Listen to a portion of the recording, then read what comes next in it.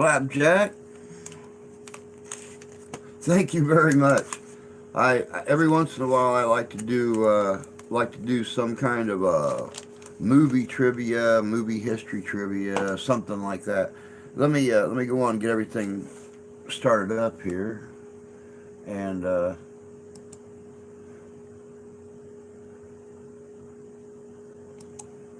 we go. There's that. There's that. There's. Oh gosh, here comes another one. Ah, excuse me. Share this out real quick. Oh, goodness gracious, man. I'll tell you what, that Zyrtec is kicking my butt today. I laid down right after the live stream this morning and slept for 4 hours.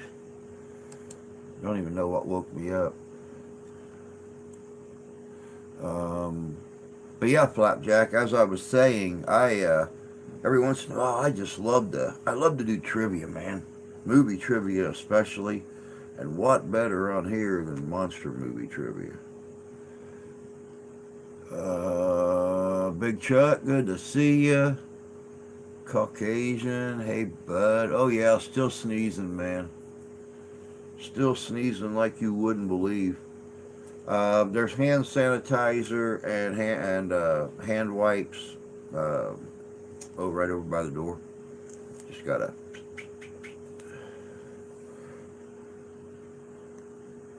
pull that down just a little bit right there. Service dog Rosie. Hello, Gladwin.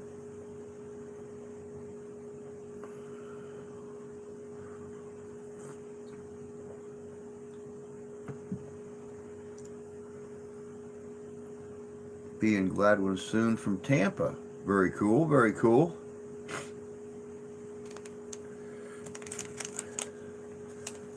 Besides that, the fact that I just love movie trivia, especially monster movie and horror movie trivia, it's a big love of me and the wife's. We actually just got done watching, and I can never remember the name of those bloody movies. Paranormal Activity, Next of Kin. It's the only one we haven't seen. So we actually just sat down from supper, watched that. And I told her, hey, it's time to go do my monster movie trivia. Hey, Paul. Good to see you, bud.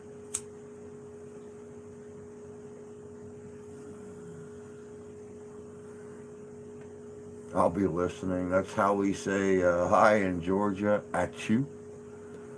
I accidentally deleted my comment. Oopsie. No big deal. I hope everybody's had a good start to the week. Like I said, it's been a while since we've done trivia, and I figured what better to do this evening.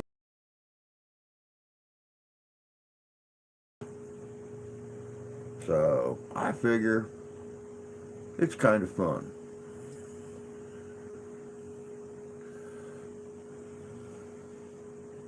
Of course, we will start it off here in about 10 minutes. Give everybody else a chance to get in here, and we'll fire up all these questions. Matter of fact, I'm going to go on and get this thing opened up.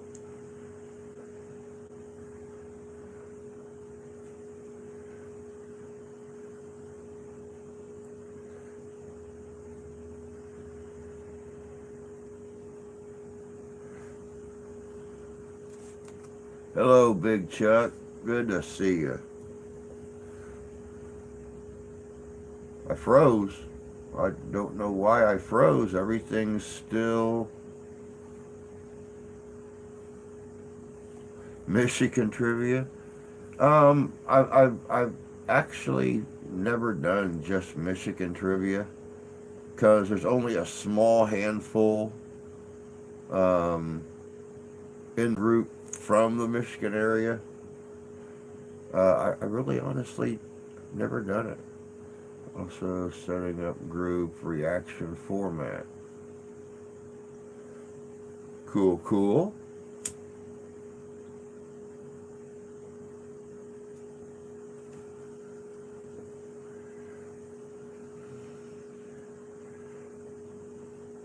Let me see here.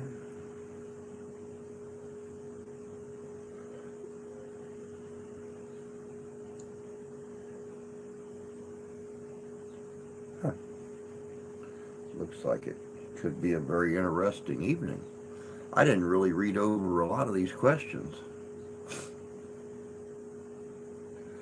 Oh, like I said, if anybody has to go do the potty thing, want to go make a sandwich, get a cup of coffee, we have still got 8 minutes until we get fired up on the trivia. I like to give everybody a chance to come in that's going to come in.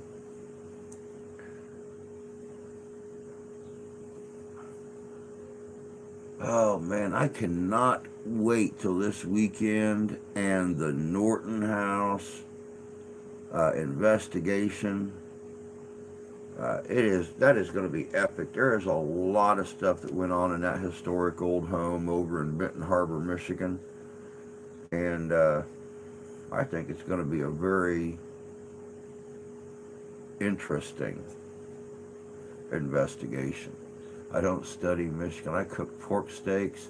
Dude, we have had so much pork this last month. I don't care if I see another pork steak, pork rib, pork chop, anything. Pork loin,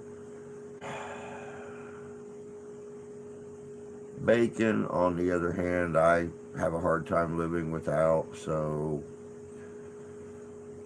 hopefully before the 18th of next month, when I do security for the Niles Ren Fair, I'll have my hands on some bacon, so I can smoke up a few pounds of bacon out there over the fire.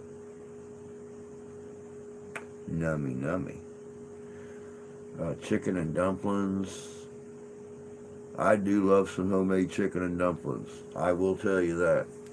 Finally taught the wife how to make homemade dumplings instead of making drop dumplings. She became a pro at it really fast.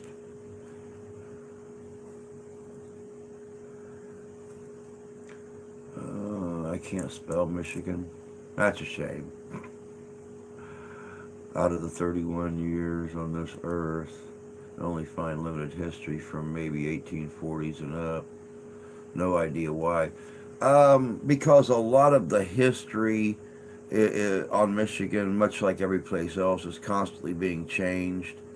Um, my daughter didn't start even studying history until the 7th grade, and it was Michigan history and the French exploration, the Native Americans, the capital, of course, and that's about it in for the state of Michigan.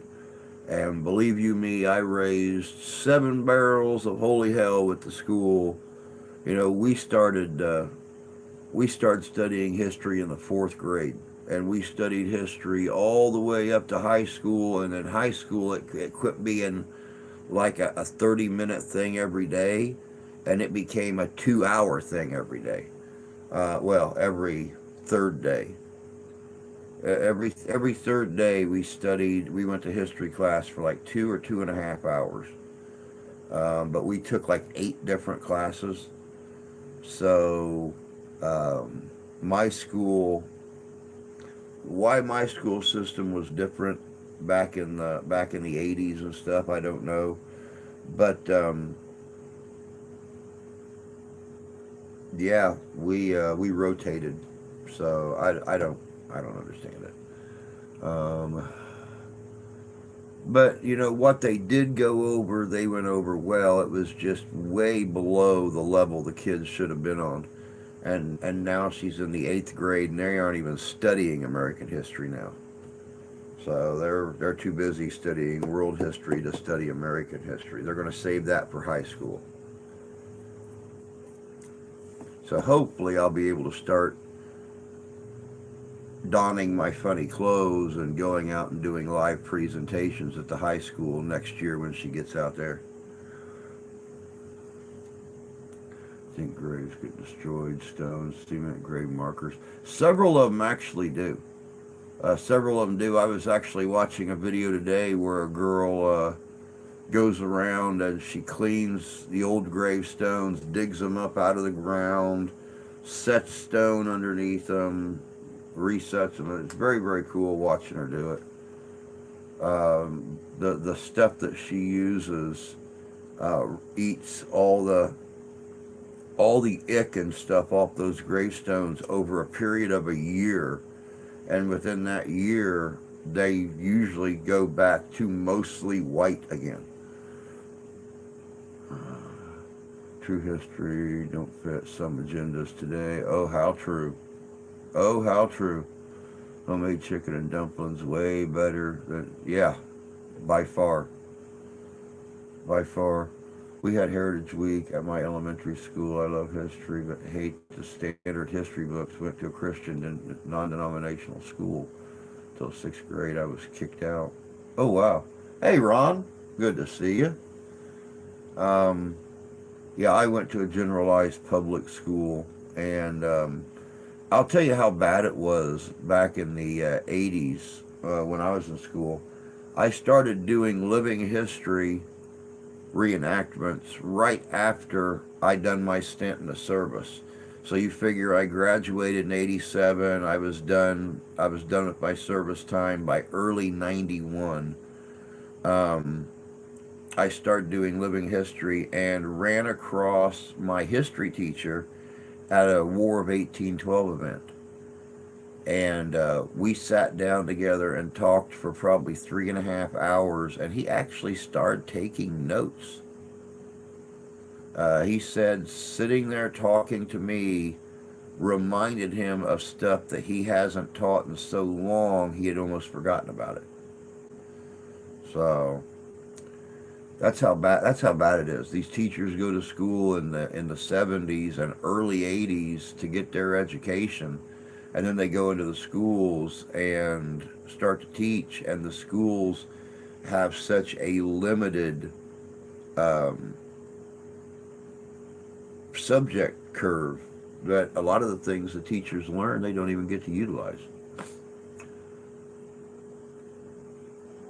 I think because of racism. Hey Cassie, good to see you. Ron is from Detroit.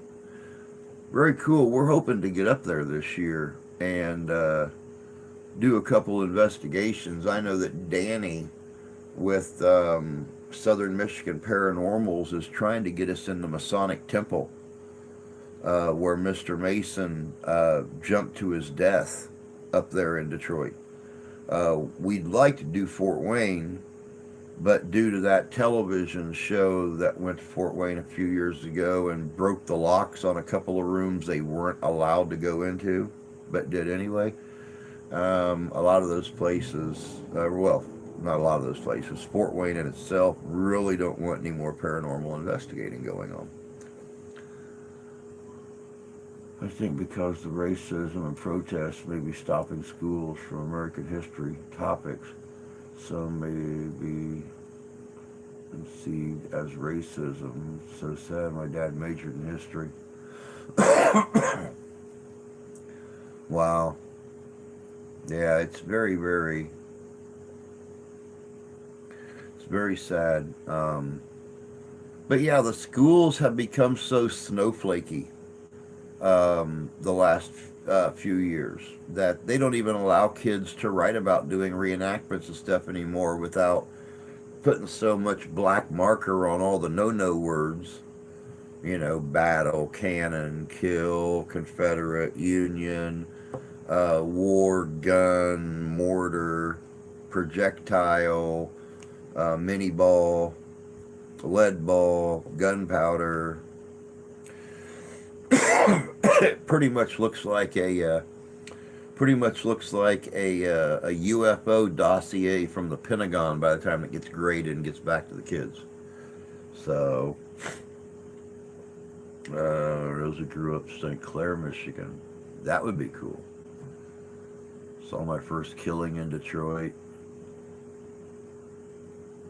I haven't spent that much time in Detroit. We used to go through Detroit to get to the Ambassador Bridge to cross into Windsor, and that is the only time I was ever in Detroit. There's a Masonic Temple in Smith Creek, Michigan. Huh. Wow. On the west side of Detroit, near Telegraph, 6 Mile. Kind of lurking because I'm eating.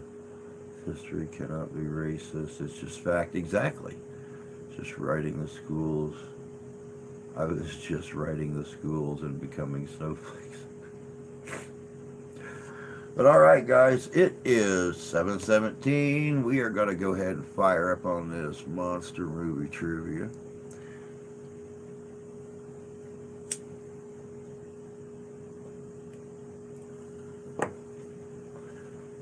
Hope you guys are ready to have a little bit of fun. Put on your thinking caps.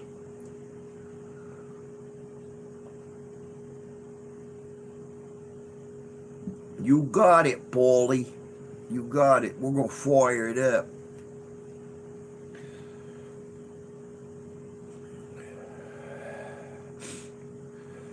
First question. I went into the afterlife in this movie's final scene.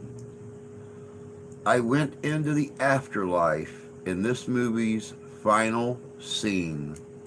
Who played me? Where the women? I don't know where the women is. I don't know. Got a couple of them in here. It was not Wink Dickerson. I have yet to find a question on tonight's trivia that Wink Dickerson is the answer to. I will tell you that right now. Think caps and hot chocolate. Oh. I lived there summer of 70. I know too many people I know killed or died from drugs.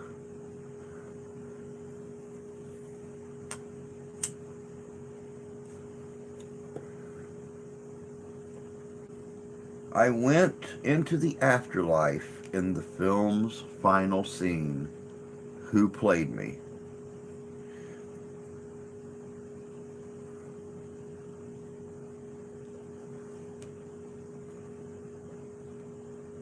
What year was the movie?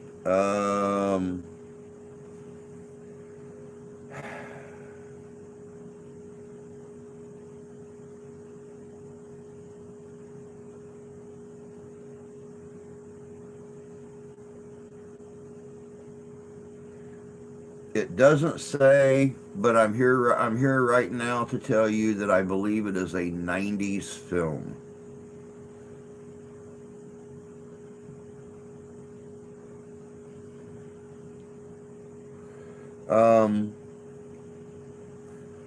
The character in question's name was Sam Wheat.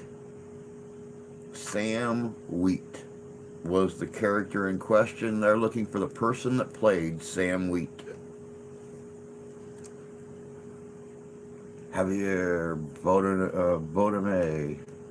Nope.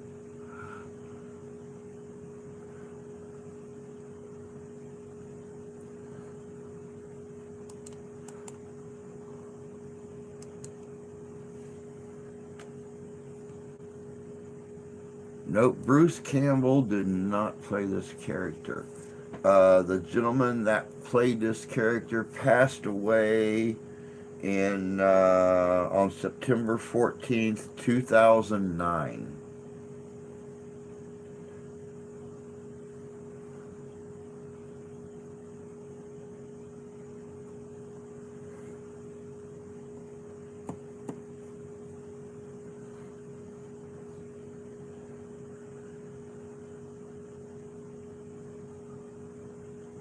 As I said, thank you. Yes, it was Ghost from 1990 who played the part of Sam Wheat.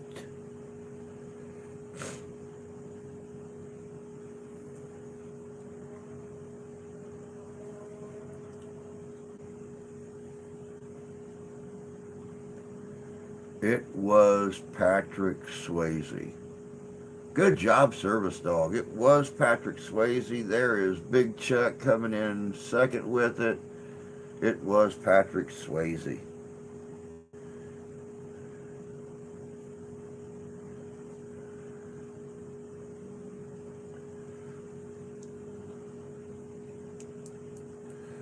After getting kicked off the subway by the subway ghost, Sam follows Willie to his apartment at 303 Prospect Place, number 4D.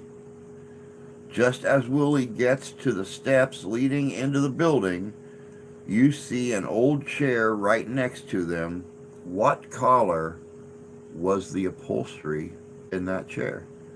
Hey, I can't help it, Tony. These are the questions on this.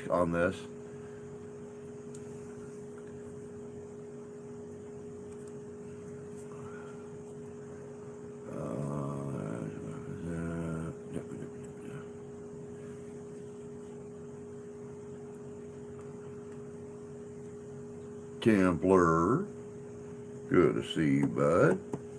It's nice when you can actually come in and not just hang out on your breaks.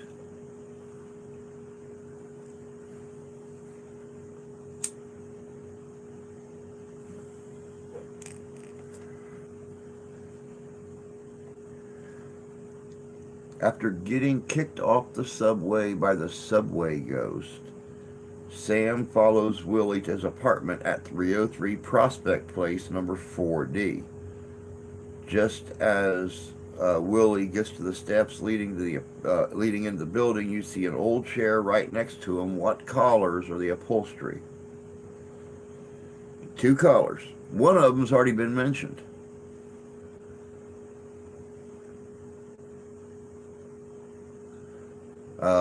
Rosie already threw red out there. One of the two collars is red.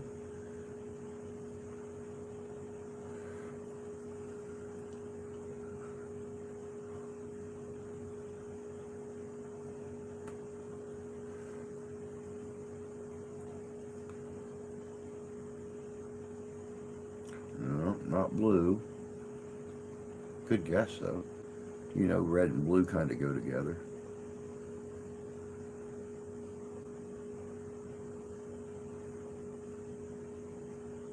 Red and black, it was a Nazi chair. Hey, Rich, it was not a Nazi chair. Red and green, no, not green.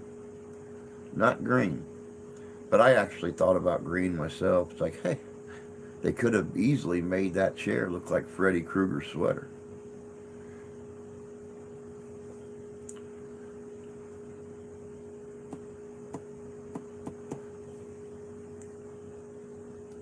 Not gold.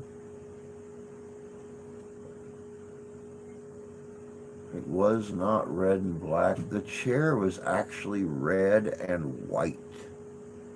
It was red and white.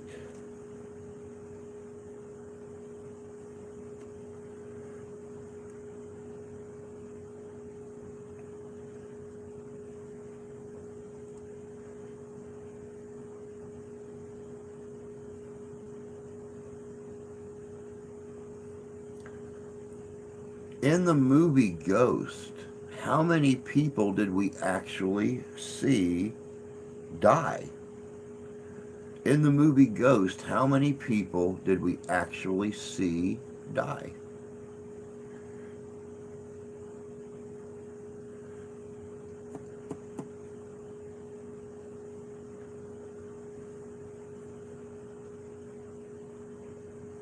Yeah, I hope all the questions aren't about ghosts too. Let me look at this.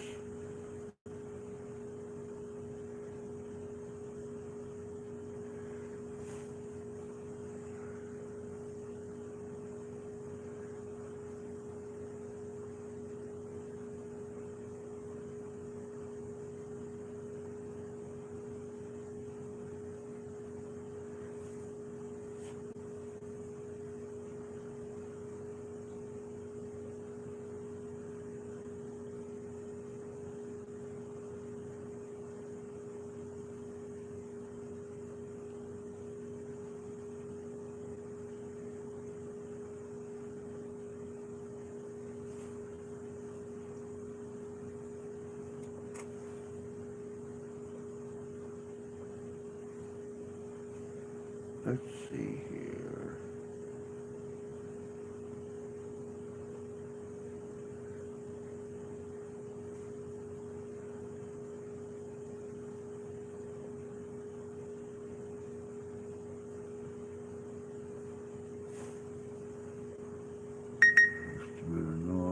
Born in 91.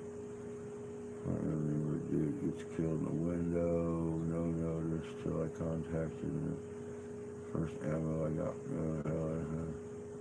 I saw the movie once. Came out. Hated the movie. Let me see here. Scene 25. Scene 1. Scene 7. Scene 0. No, no, and no. But you're right there in the right neighborhood.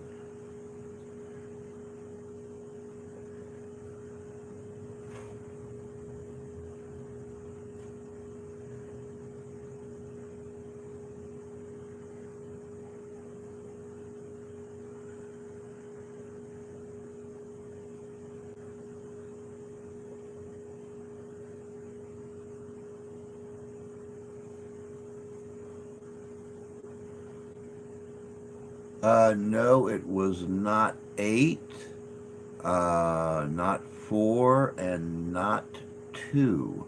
Part I remember is when a dude gets killed by the window at the end. Rosie, it was 5. It was 5. You went with a good number. It was 5. Good job, Rosie. Oh, great, made a wrong turn. Damn GPS.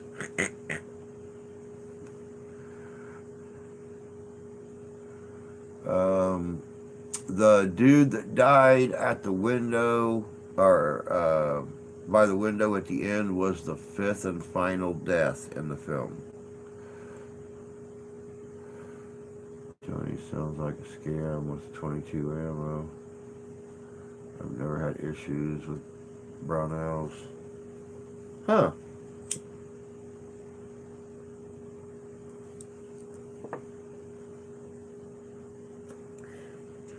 Lichen is the species name of what mythical creature?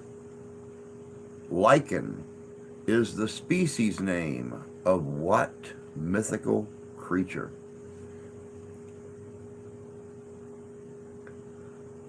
Werewolf. It is a werewolf. Good job, Big Cheese. Or Big Chuck. Big Cheese. Must have been thinking about that cheese sandwich I had earlier.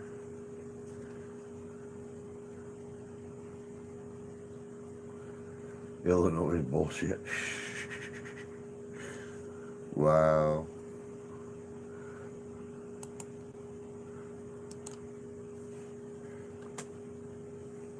All right, let's see here.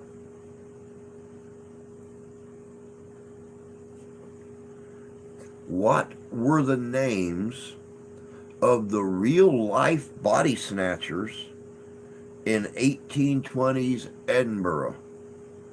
What were the names of the real-life body snatchers in 1820s Edinburgh?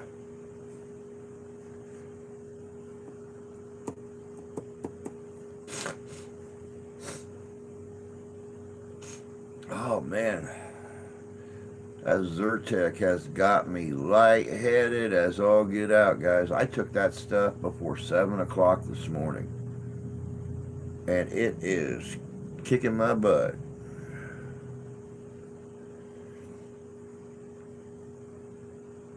But the only only good thing there is all the food.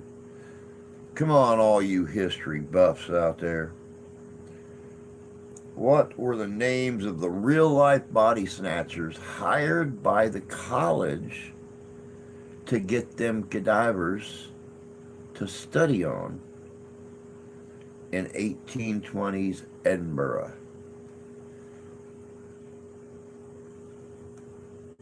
Great year, but I was in Paris at that time. 1820s, my God. I had to have been in New Orleans at that time. But anyway.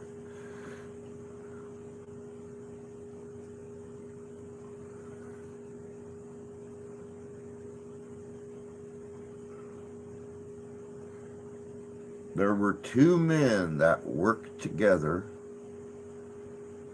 to dig up the cadavers in the cemeteries for the College of Medicine. And they made pretty good money doing it. Yes, they were Scotland grave robbers. There was two men.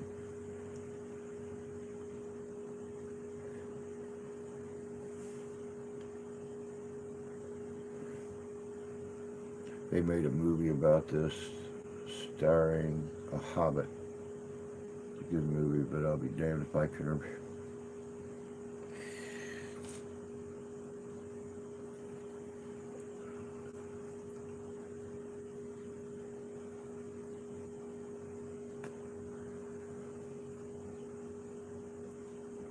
Frodo and the Snatchers.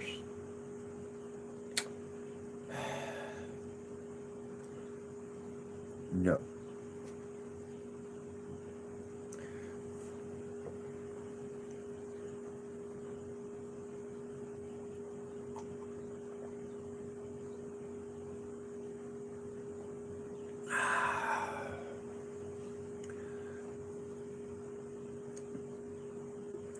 Doomsday Snatchers.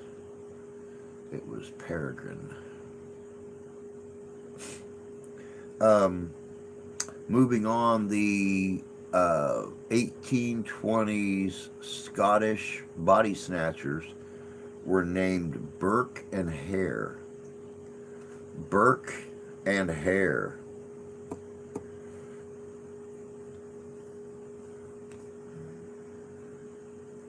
I can only ask the questions in the order that they come in. I am doing my best here. That is not a horror question.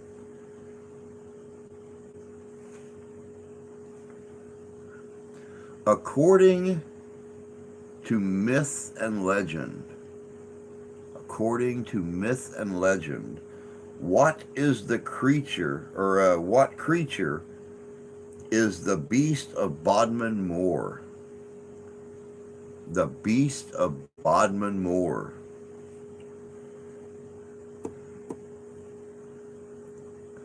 Hey, Stephen. Good to see you tonight, bud.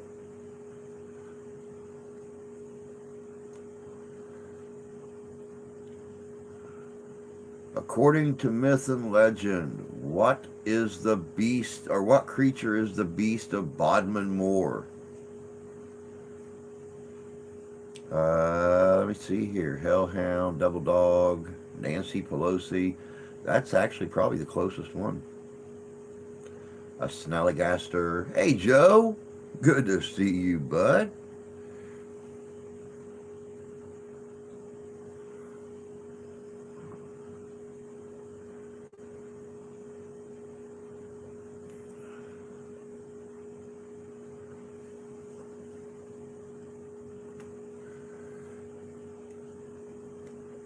According to myth and legend, what creature is the beast of Bodmin Moor?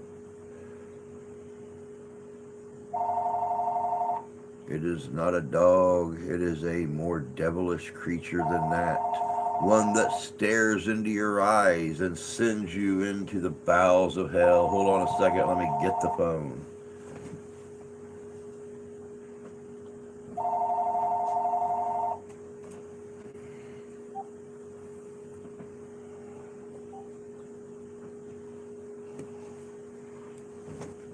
Obviously, it wasn't important because they decided to hang up. B-O-O-H-O-O. People, no, it was not the Black Shook. But that's a good answer.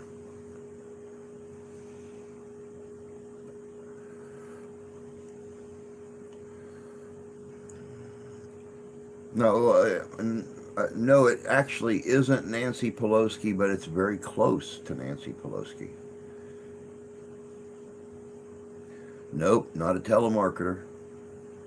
Well, I mean, it could have been.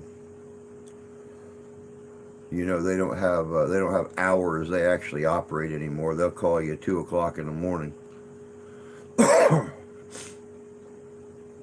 Hey, Mark, good to see you, bud. Nope, it is not a demon. Well, it could be a demon. It has terrorized Bodmin Moor in Scotland for many, many years.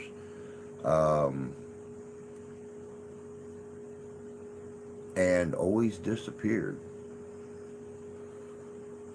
Not a troll, not a succubus, not a poltergeist.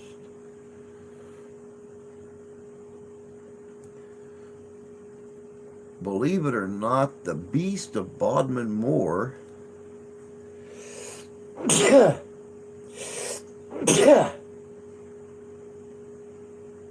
oh, is Zyrtec. Oh my God. Not a dog, not a banshee, not a leprechaun. The beast of Bodmin Moor is a large black phantom cat.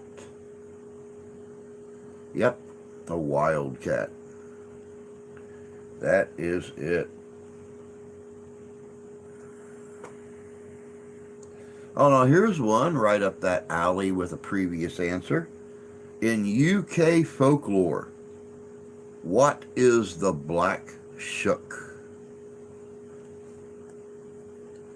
In UK folklore, what is the black shook?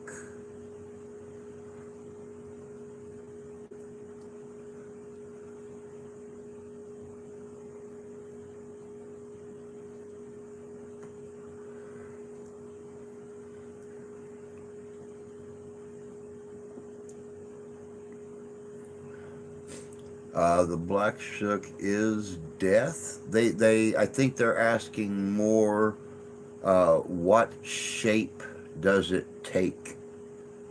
What shape does the black shook take? Whoopi Goldberg. No, sadly enough. Yes, the black shook takes the shape of a large, ghostly hound. And he does represent death. Very good, guys. Very good.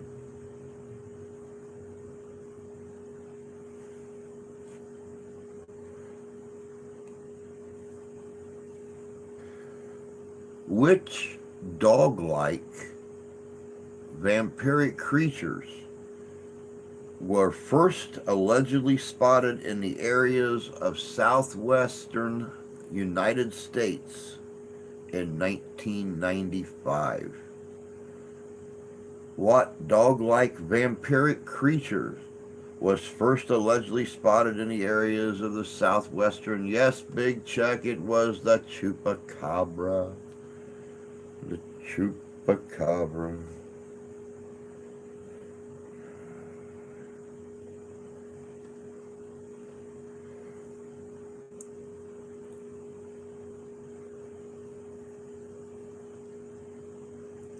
How many canonical victims did Jack the Ripper claim? How many canonical victims did Jack the Ripper claim?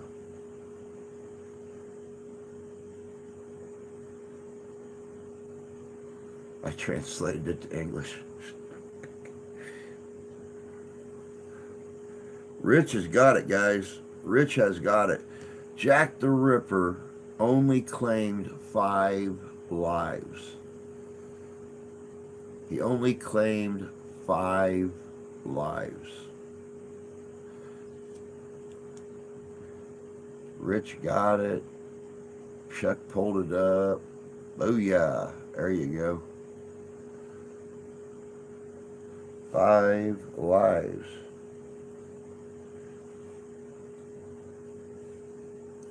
Which 16th century Hungarian countess was nicknamed the Blood Countess? Which 16th century Hungarian countess is nicknamed the Blood Countess? It was Elizabeth Bathory. It was Elizabeth Bathory.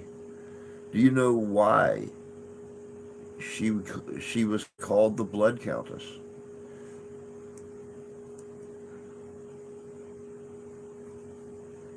She used to sacrifice her young virgin maids and bathe in their blood. She was also reported at drinking their blood.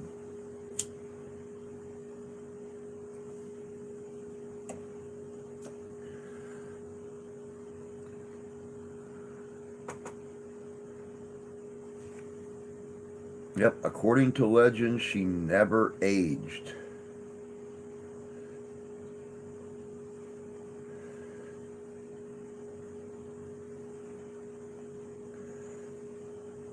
What is the supposedly claim over 300 lies, but was just to get her lands? Yeah. Yeah, actually, I've heard that before, Templar, that um, she only did it from the villages on her own land. She would very regularly go out and find young, beautiful women to come and work in her castle, and she would sacrifice and kill them. Now, I've heard it was just regular common folk, and I heard that it was noblemen's daughters. So, whichever side of that story is true. What is the name of the murderous goblin who protects the Anglo-Scottish border? What is the name of the murderous goblin who protects the Anglo-Scottish border?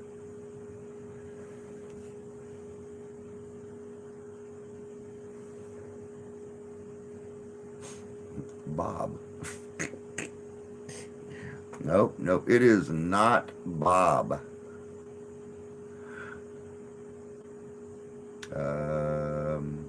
Cannibals. This is actually only one entity, according to Scottish history. This is only one entity that guards the border, the Anglo-Scottish border. Only one Goblin. Chuck, Paul, Ozzy. You're only in danger if you're a bat. Seamus. He actually got his name from an object that he wears. Oh, cannibal was the prior question. Oh, okay. Gotcha. Nope, not Richard, not Seamus.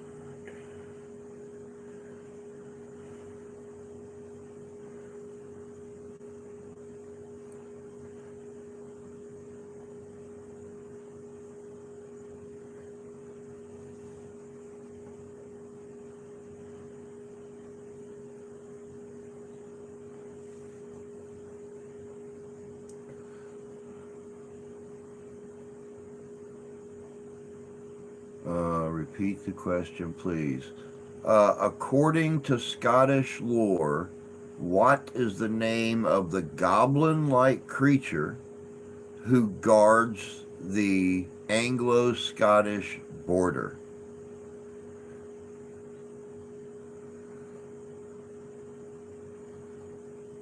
The Philly Bagster, Longtooth. Gaelic River Monster. No, no, and no.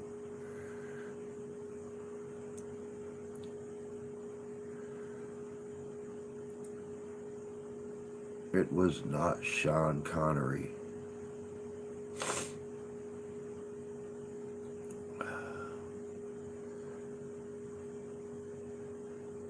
The little goblin's name was Redcap. Redcap. He got his name a Goblimon. Nope. Can't catch 'em all, regardless how big your balls are.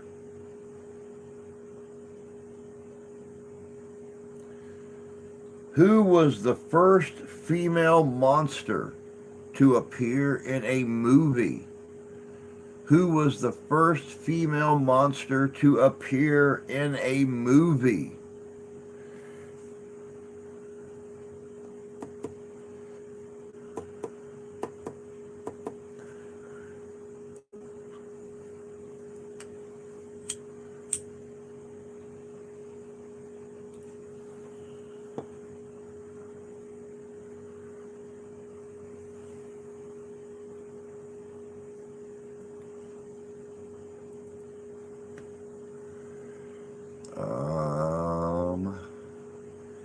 Englund. The Bride of Frankenstein. The Bride of Frankenstein was the first female monster to ever appear in a movie. Oh. Lucille Lacheur became famous as what actress? Lucille Lacheur became famous as what actress?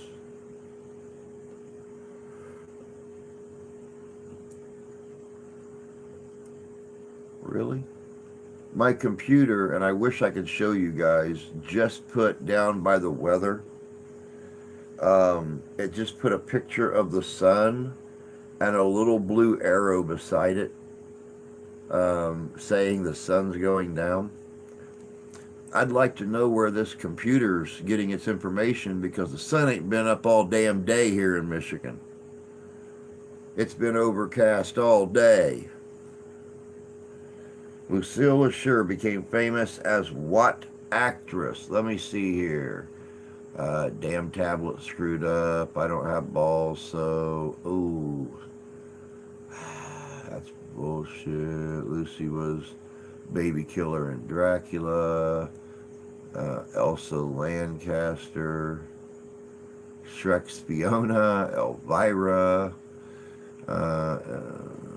It is still up there. It says it's going down.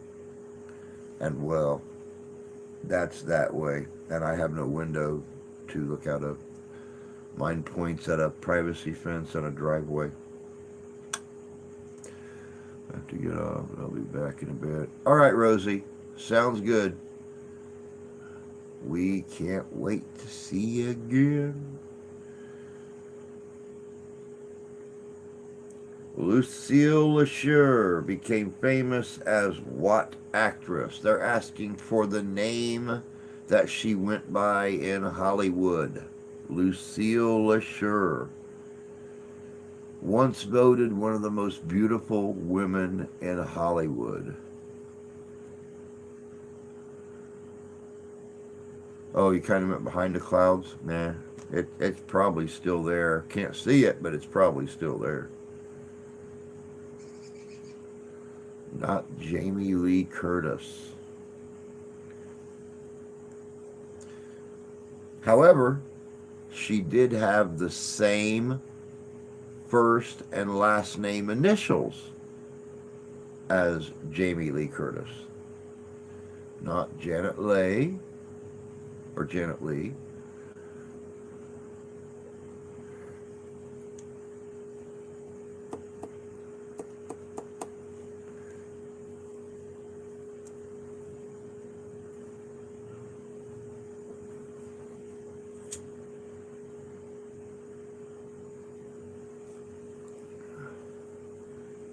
Not Julie London either.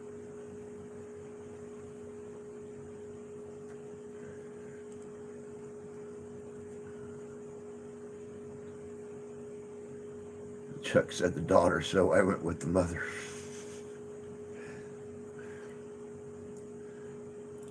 Nope, this actress was really big in the 40s and 50s. She was voted one of the most beautiful women to ever appear in Hollywood. Her initials were the same as Jamie Curtis. Jess and I are watching Ghost Adventures. It's addictive, I'll tell you.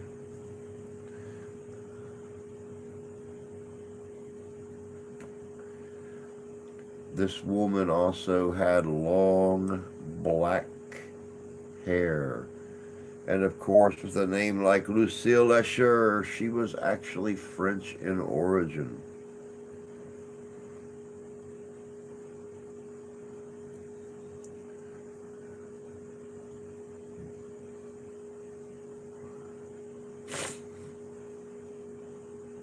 Best paranormal show out there. I enjoy watching Ghost Adventures. It just gets a little dramatized once in a while.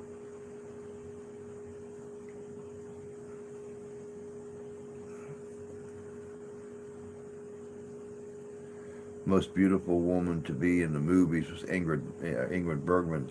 Now, see, I will agree with that, but this one here was actually voted one of the most beautiful women in Hollywood. Numbers are dropping a little bit, so we're going to move on. It was Joan Crawford. Joan Crawford.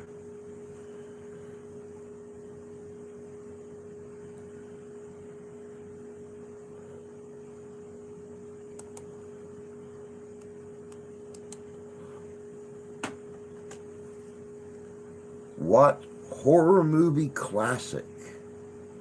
Now, we all know that, when they're producing horror movies or movies that they believe are going to be epic, they like to make it as secretive as possible. What horror movie classic was called Production 9401 during filming? What horror movie classic was called Production 9401 during filming?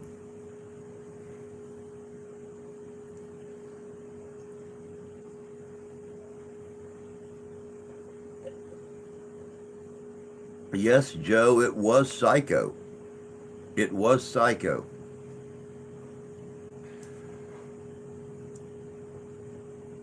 He wanted to keep it an absolute secret.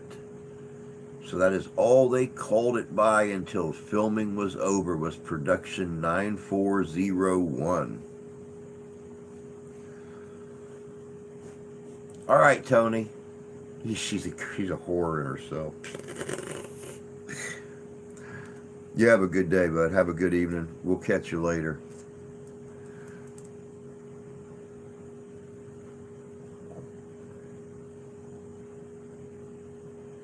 What actor won an Oscar posthumously for Network? What actor won an Oscar posthumously for Network?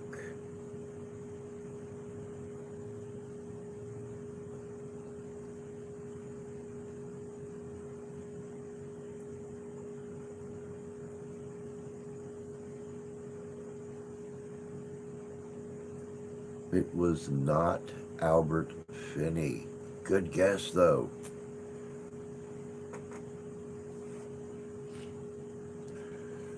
All right, I got to walk away from the computer for this one. This is going to get troubling and very possibly disgusting.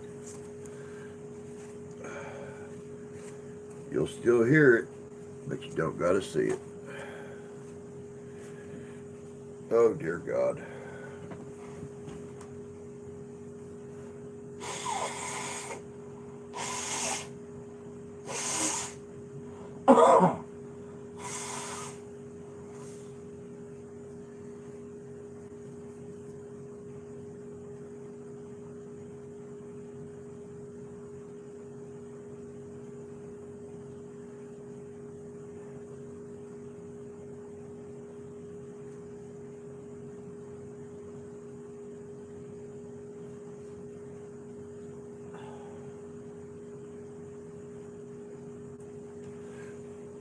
Ugh. Yucky. Yucky. What actor won an Oscar posthumously for Network?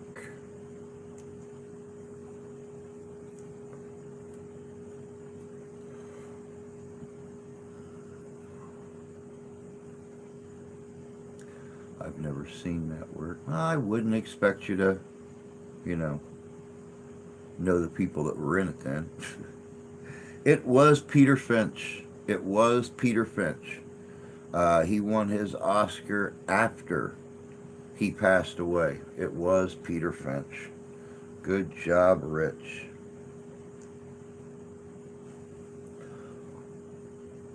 I know this is not necessarily a horror movie, but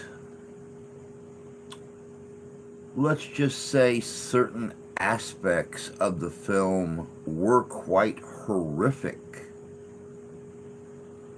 What color were the slippers in the original Wizard of Oz? What color were the slippers in the original Wizard of Oz? Hey, Jay. Good to see you, bud. Let me get my blanket pulled over here. Oh, no, I just pulled it all off the back of the chair. Ruby, white, green. No, no, and no. White was pretty close, though. But no, no. What color were the slippers in the original Wizard of Oz? Joe got it, guys. They were silver. Joe got it. Rich picked it up on the second round. They were silver.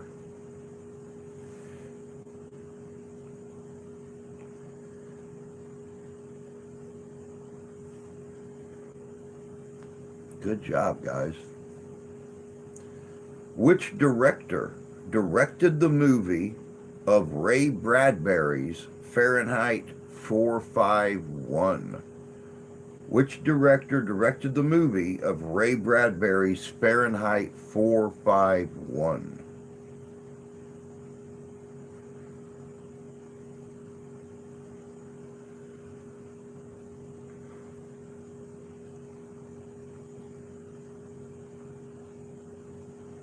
Which director directed the movie of Ray Bradbury's Fahrenheit 451?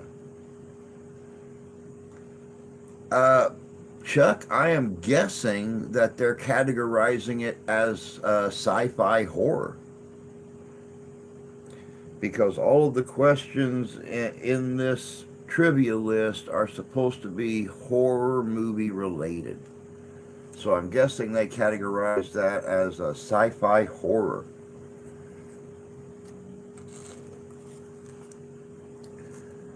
Oh, Uncle Drew's almost out of cigars. It's going to be a crappy day tomorrow.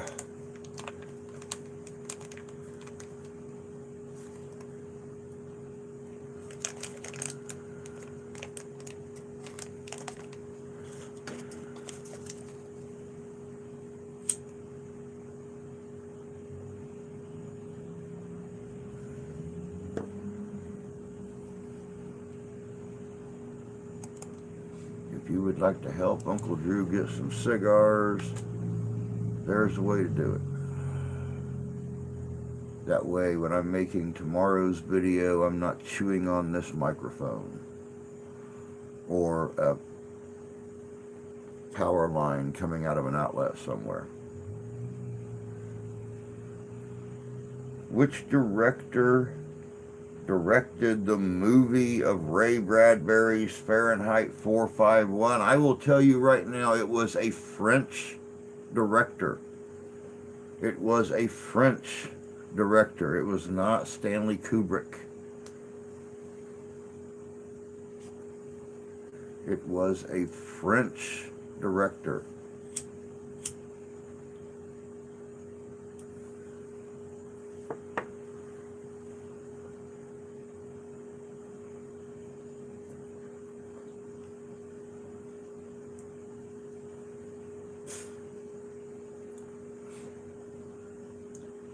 It was not Jean-Pierre.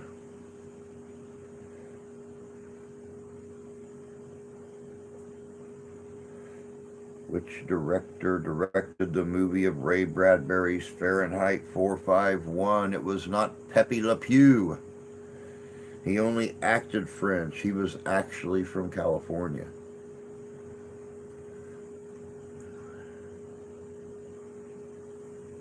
It was Francois Trudeau. Francois Trudeau directed the movie version of Ray Bradbury's Fahrenheit 451.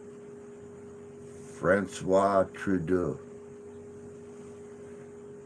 William Hurt won the Best Actor Oscar for what 1985 movie? William Hurt won the Best Actor Oscar for what 1985 movie?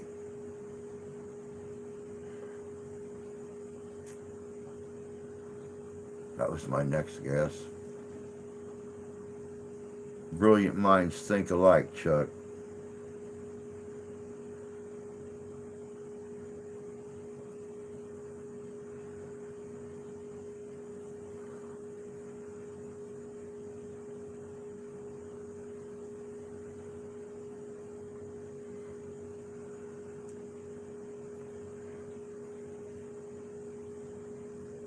Kiss of the Spider Woman. That is it. Good job, Rich. Good job, Rich.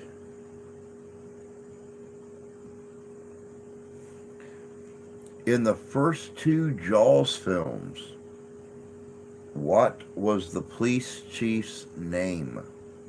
In the first two Jaws films, what was the police chief's name?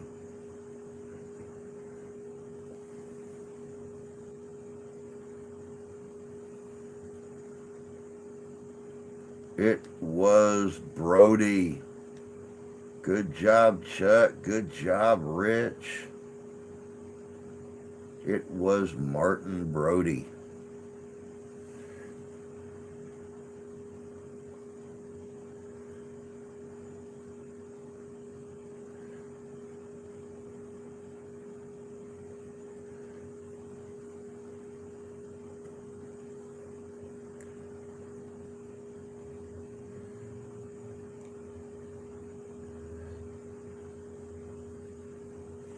What film was the last sequel to win the Best Picture award?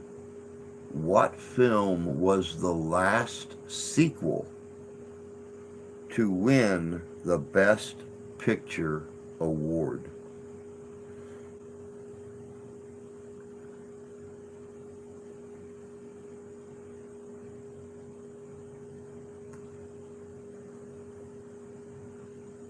What film was the last sequel to win the Best Picture award?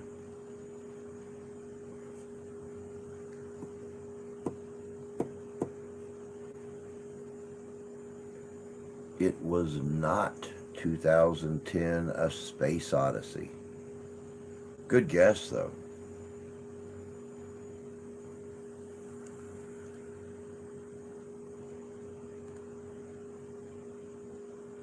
What film was the last sequel to win the Best Picture award?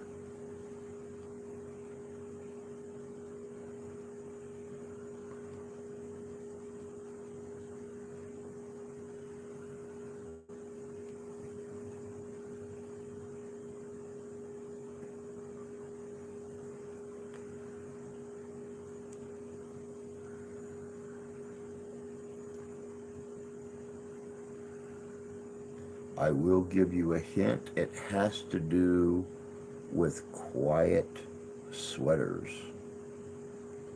It has to do with quiet sweaters.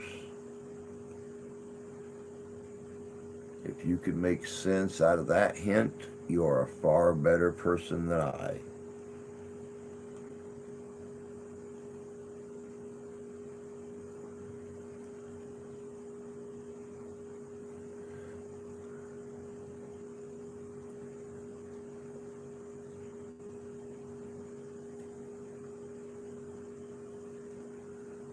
What film was the last sequel to win the Best Picture award? The hint is it has to do with quiet sweaters. Hey, Richie. Good to see you, bud. Hope you're doing all right.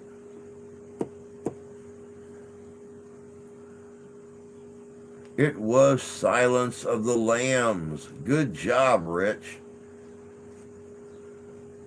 I was beginning to wonder if my clues screwed anybody up.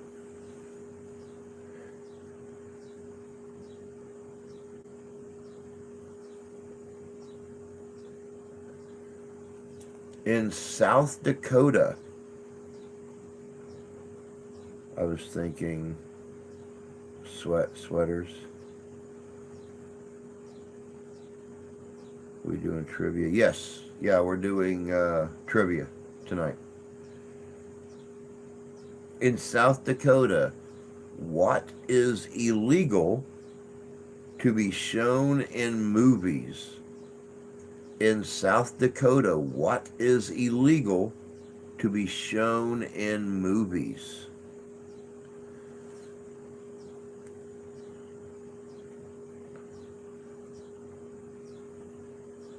Oh no, you could show blood, just depends on where that blood comes from.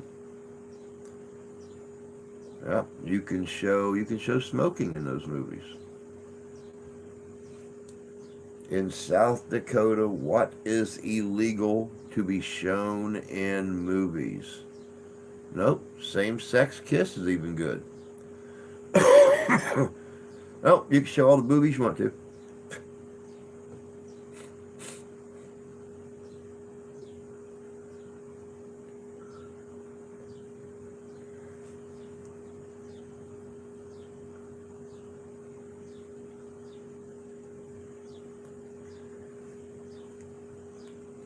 In South Dakota, nope, you can cut people in half in them. You can cut people in half in them. In South Dakota, what is illegal to show in movies?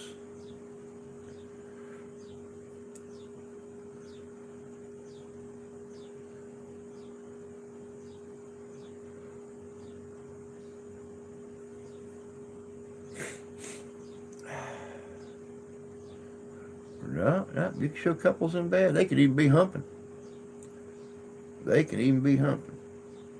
Corn growing, no, that's legal. Marijuana, that's legal.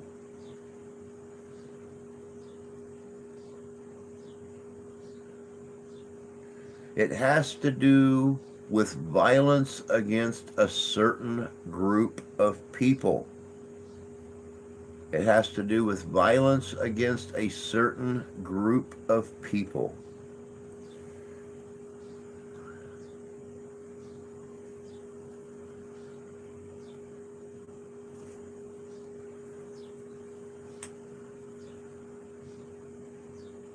Yes, you were right about Silence of the Lambs. Silence of the Lambs was it, Rich.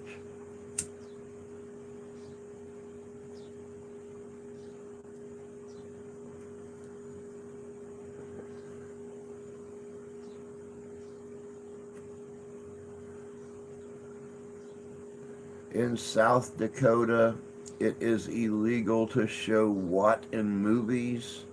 The hint was it is violence against a certain group of people.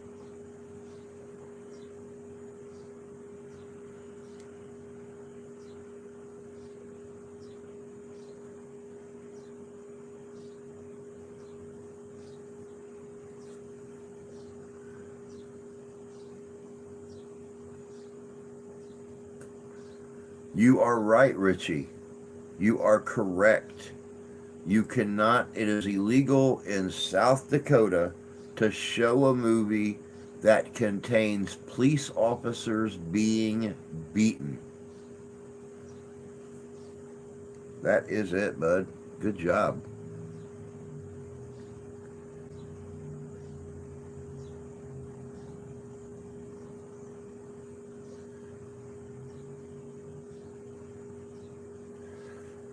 In the original movie Goldfinger,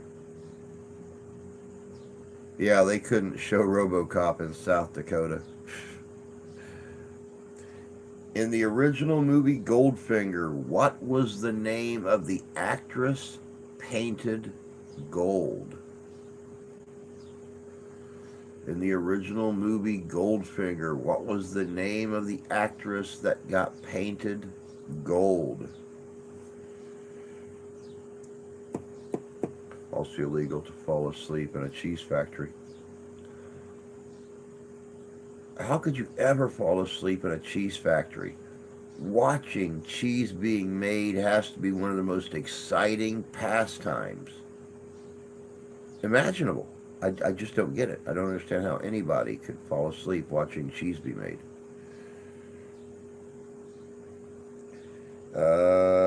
What actress in the original Goldfinger was painted gold? Let's see here. Jane Seymour, Ursula Andress, no.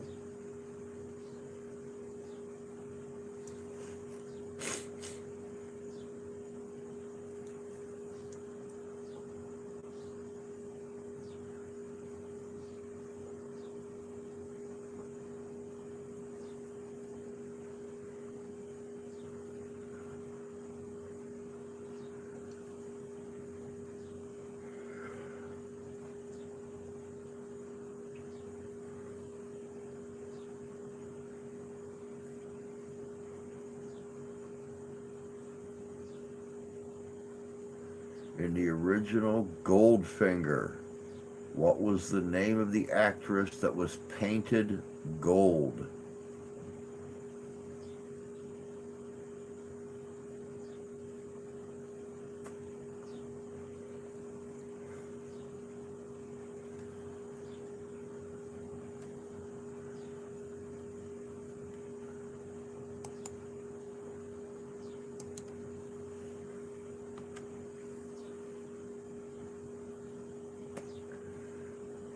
In the movie Goldfinger, the original Goldfinger, the actress that was painted gold was Shirley Eaton.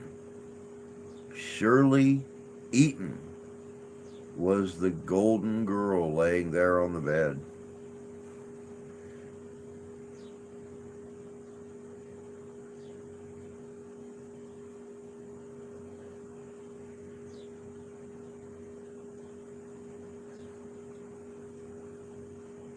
It's illegal to rape a porcupine in Arkansas.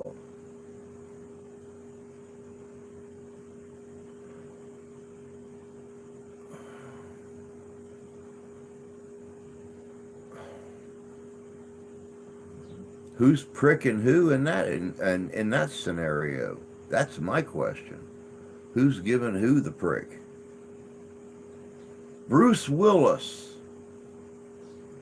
Bruce Willis played a time-traveling criminal in what movie? Cowboy John, how you doing, bud? Good to see you. It was not Margaret Nolan. It was Shirley Eaton, Jay. Shirley Eaton. Bruce Willis played a time-traveling criminal in what movie? It was not Looper.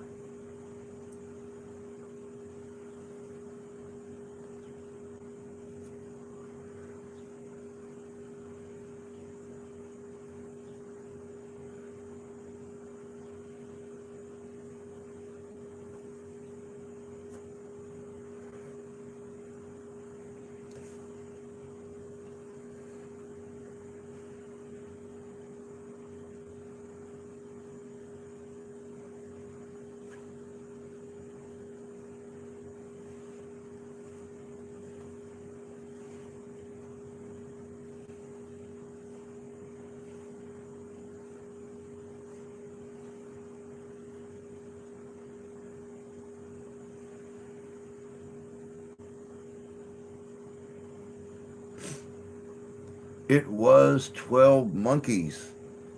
It was 12 monkeys. Good job, Chuck.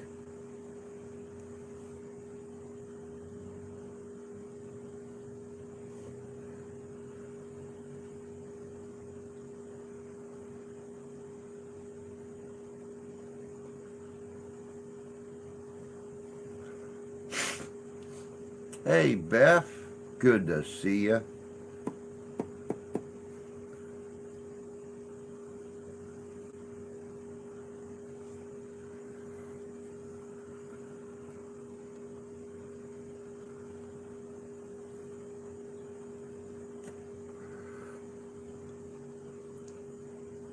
Let Beth get her highs and howdies out here real quick.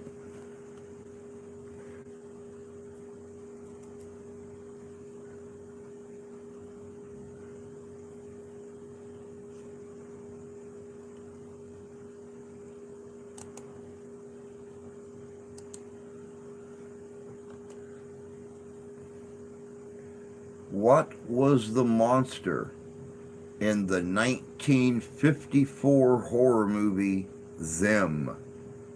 What was the monster in the 1954 horror movie Them?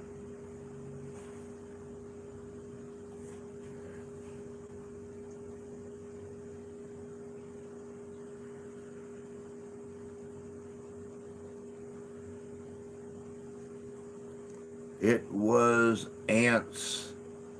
Good job, Beth.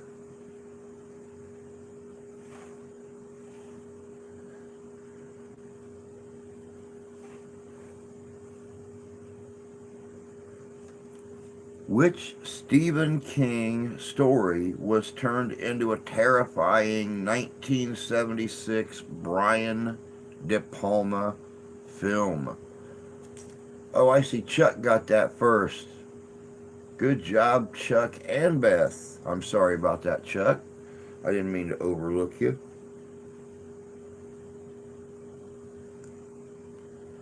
Which Stephen King story was turned into a terrifying 1976 Brian De Palma film? They are looking for the other one, not The Shining. They are looking for the other one.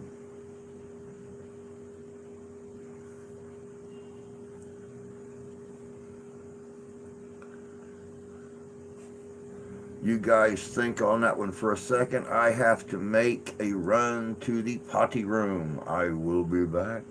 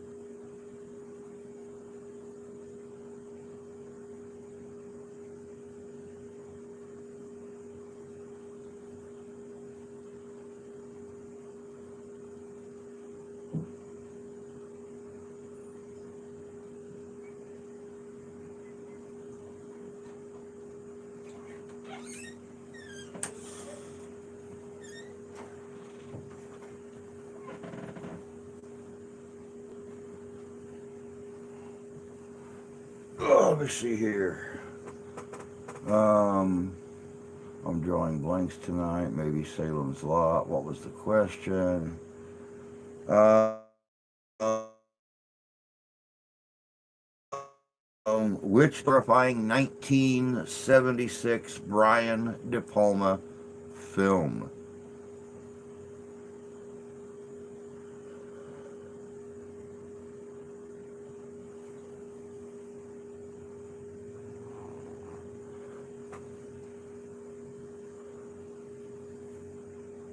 It was Carrie. Good job, Rich. It was Carrie.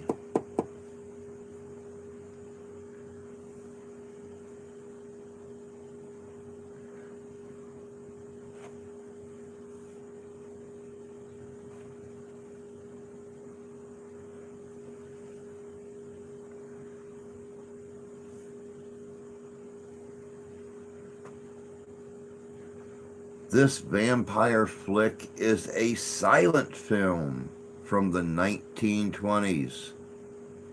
Name it. This vampire flick is a silent film from the 1920s. Name it.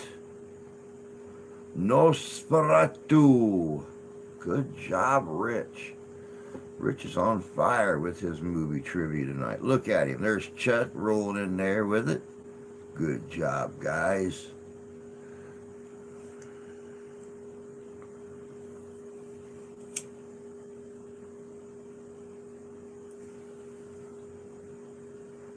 Rich, you dog.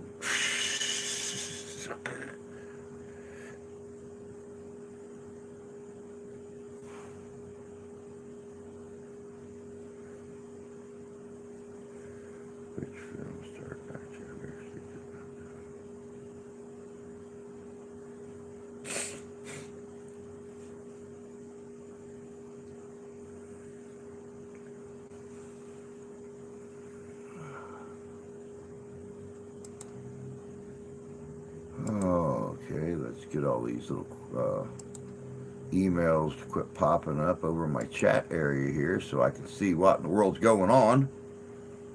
What film, this is a good one, what film starred an actor who actually didn't know he was acting in a horror movie?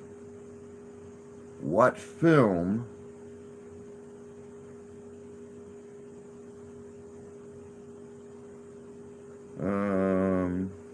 what film starred an actor who actually didn't know he was acting in a horror movie?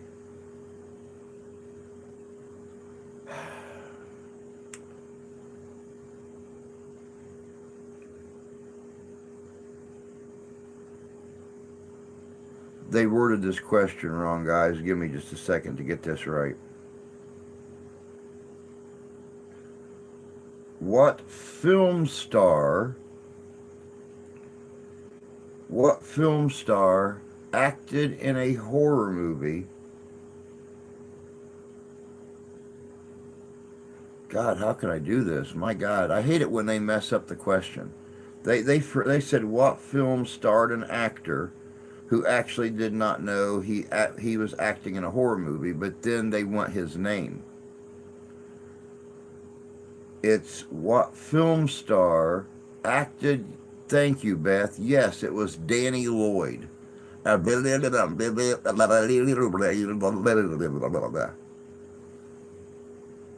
Yes, Danny Lloyd acted in The Shining at the age of 5 and did not know he was acting in a horror movie. Thank you, Beth. I really appreciate that. I hate it when they mess the questions up and phrase them wrong.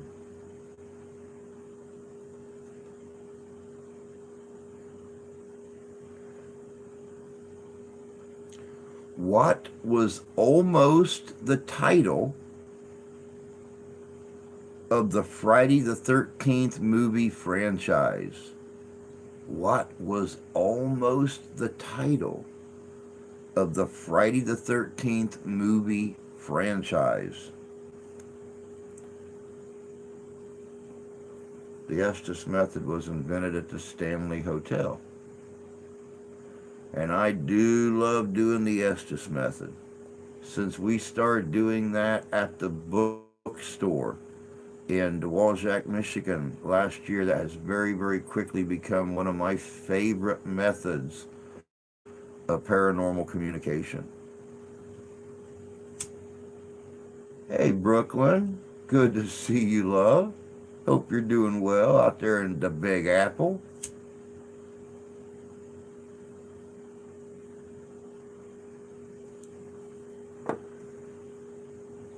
What was almost the name of the Friday the 13th movie franchise? Death to all promiscuous teenage lifeguards. Close, but no.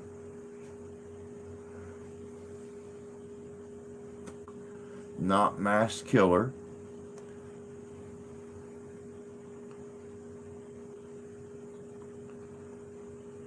Oh, you're live too? All right, dear. You enjoy your live stream, and I'll see you. I'll talk to you later. Let me see here. Oh no, Camp Crystal Lake, Camp Blood.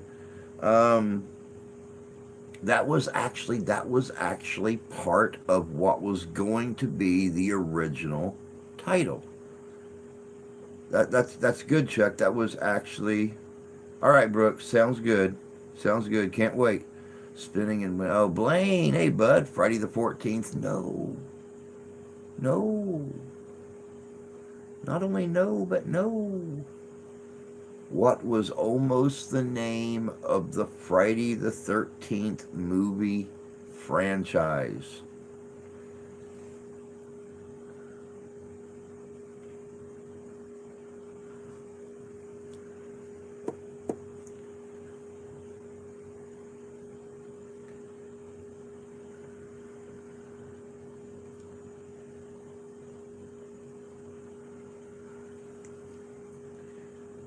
Mr. Blaine, it's good to see you, bud.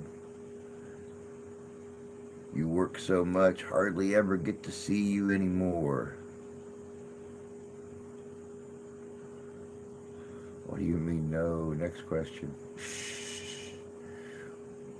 Well, because Friday the 13th or Friday the 14th was not almost the name of Friday the 13th. That's why I mean no. Jason Lives, Blood on the Water. Oh, you just got home? Wow. Work a lot of hours, bud. You work more hours than I did back when I was healthy, and I worked long days, 6 days a week. Toting rock and stone and brick and mortar and at one point in time shingles and roofing material and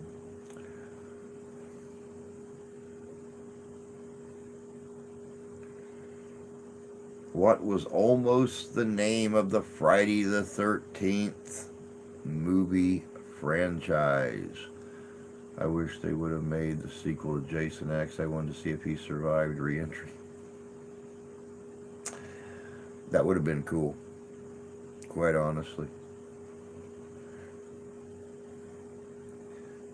Chuck had it half right a little earlier when he said Camp Blood. That was actually part of what was going to be the original name of that franchise.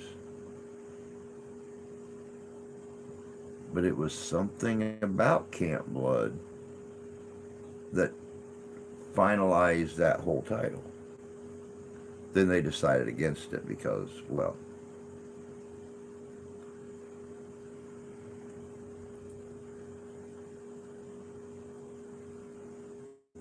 Freaky Friday. No, not Jamie Lee Curtis and that other little alcoholic chick pretty much got a corner on that one.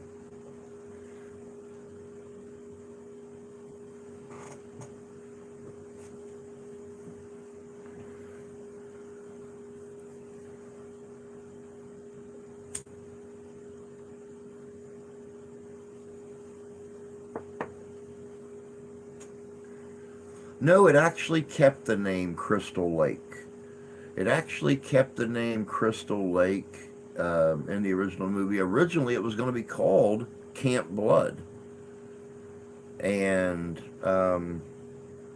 yeah, Destination Camp Blood. No. The original title, the original working title for the Friday the 13th series of movies was called Long Night at Camp Blood. Long Night at Camp Blood.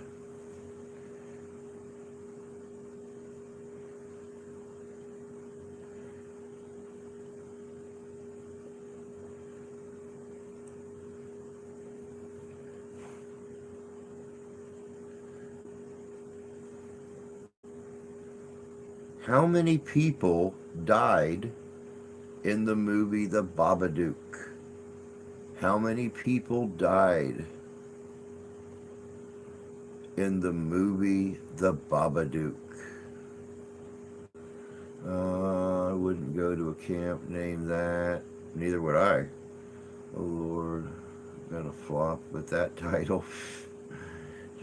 So sorry I'm late. Checking in with my god brother. That's fine, Jan. I understand completely. Jason was almost called Josh. 13-0-13. Chuck got it. 0 people died in the movie The Babadook.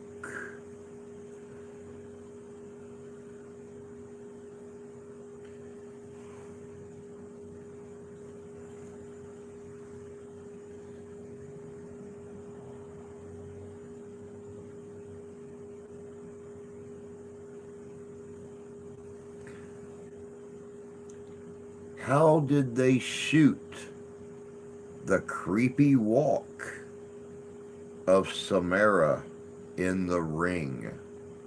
How did they shoot the creepy walk of Samara in The Ring? How did they shoot the creepy walk of Samara in The Ring?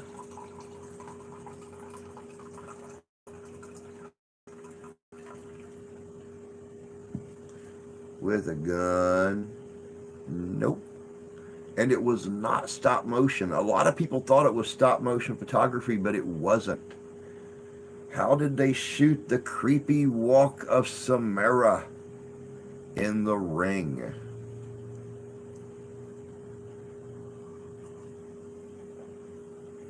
It was not a contortionist either.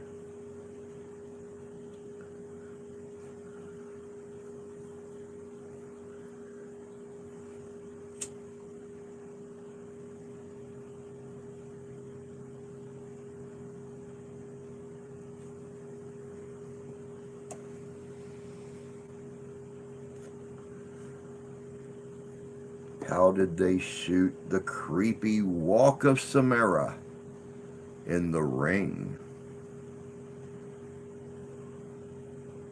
Nope, a lot of people thought it was stop motion, but it actually wasn't. They used a much simpler method to film that walk to make it look even creepier than stop motion would have been. Contortionist, gymnast.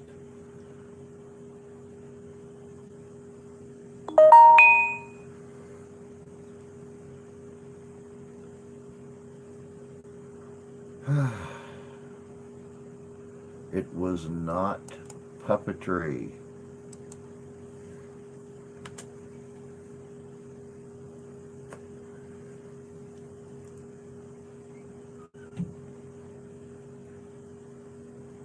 Okay, I gotta go. I'm not good at horror movie trivia. Everyone have a good night. Keep spinning and winning. Good night, my friend. You take care, Blaine. We'll catch you later, bud. Tomorrow morning, as a matter of fact, when you let a video go out, I'll be watching. Believe it or not, y'all, they shot that scene backwards. They shot the walk of Samara backwards and then reversed it.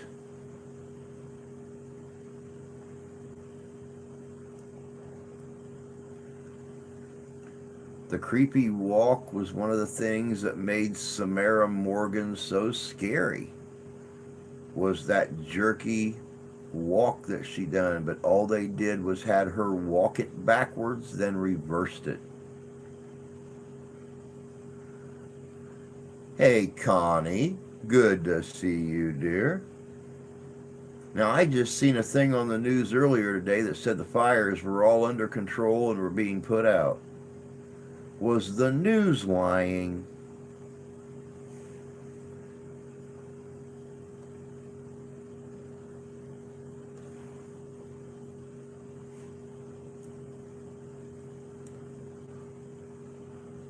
Had to leave for a couple minutes. Gwen had deviled eggs, tooted, then closed the house up. I think maybe I would have tooted and left the house open. Anybody lights a cigarette, that roof is going. It's going to wind up in Raleigh somewhere.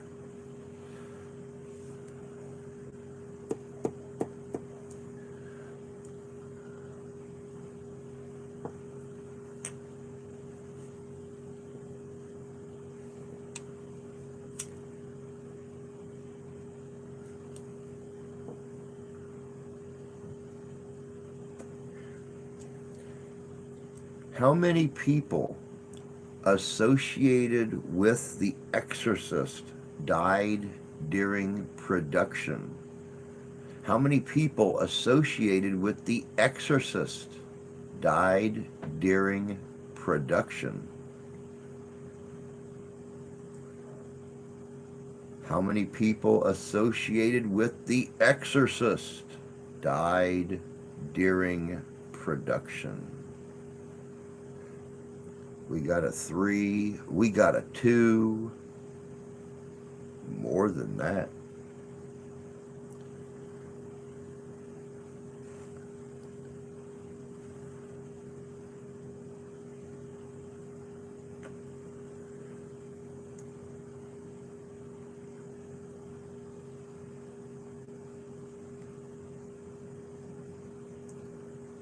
Let me see. 5, 13, 4, 5, 6, 7, 8. That's kind of a dirty way to do it, but it is 9. It is 9. Before the release of the film, 2 actors died, along with 7 other people associated with the cast and crew members. Eerily, when the set burned down, the only room left standing was Reagan's.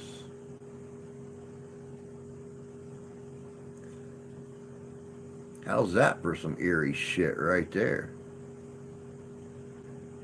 How is that for some eerie shit? 9 people died during the filming of The Exorcist. And when it burnt down, when the set finally burned down, the only room left standing was Reagan's.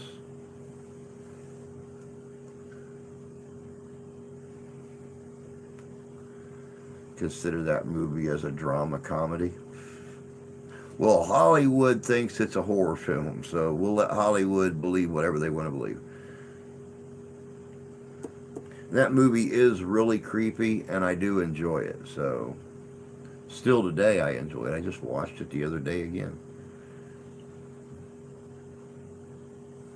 Just in case you are just because you didn't think of it doesn't make it cheating.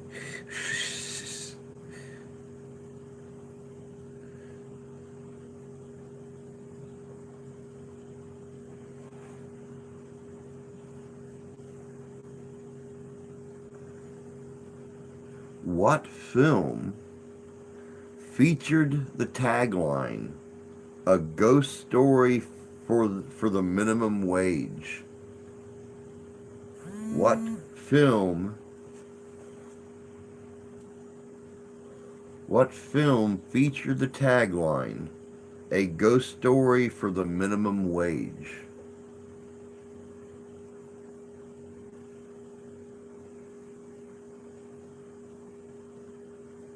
Ghostbusters. No.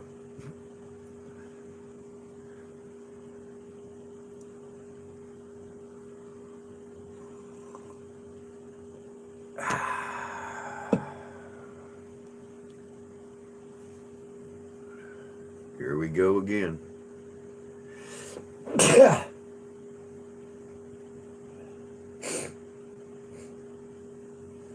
Oh, that Zyrtec is kicking my butt.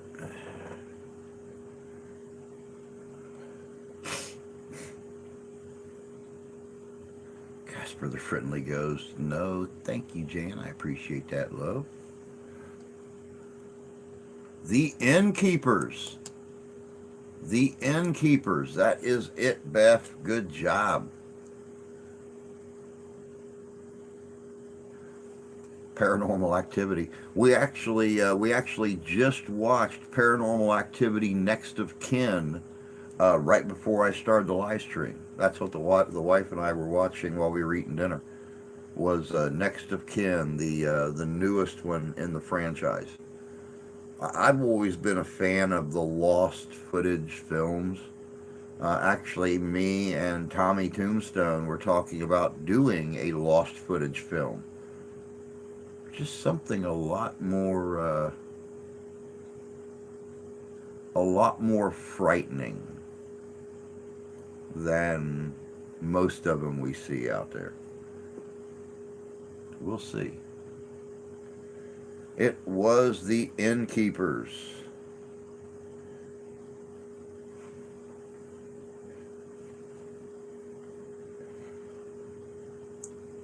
Which horror film actress slept in bloody clothes for 3 days to nail the look of a gory scene?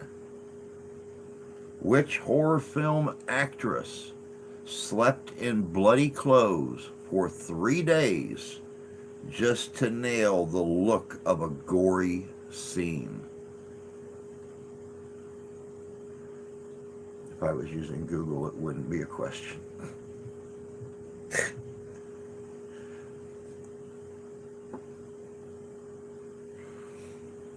Which horror film actress slept in bloody clothes for 3 days just to nail the look of a gory scene?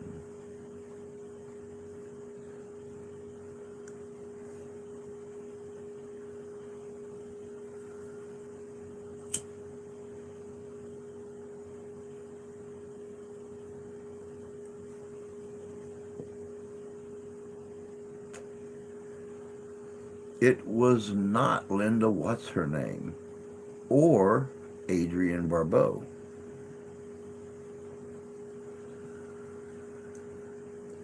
No, it was not Linda Blair.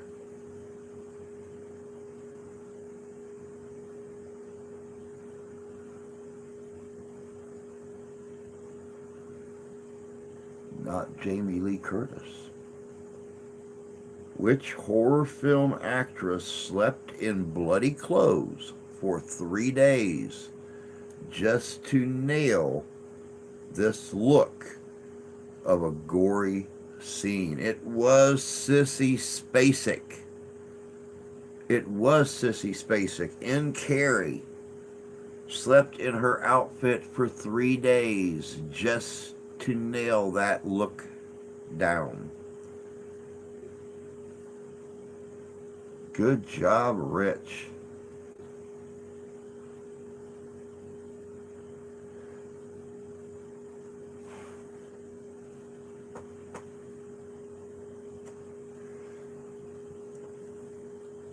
Though not an actual horror movie, this movie terrified the bejesus out of people in the theaters in 2000 when it first came out. How long did it take to film the Blair Witch Project?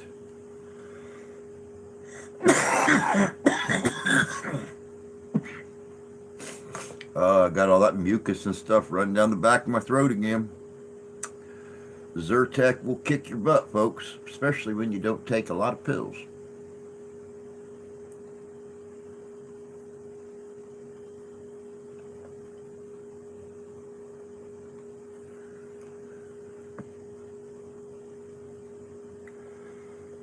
How long did it take to film the Blair Witch Project?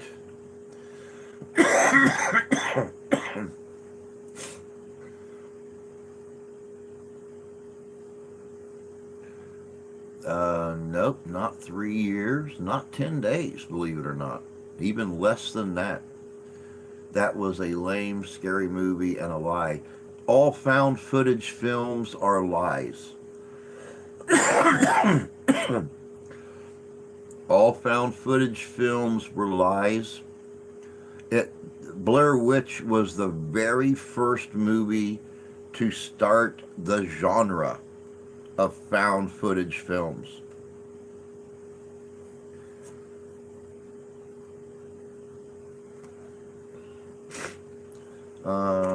By the looks of it, about 3 weeks. They only had like, I think, $7,000 to film that movie. So they used all unknowns to do it. It was filmed in Seneca Creek State Park in Montgomery County.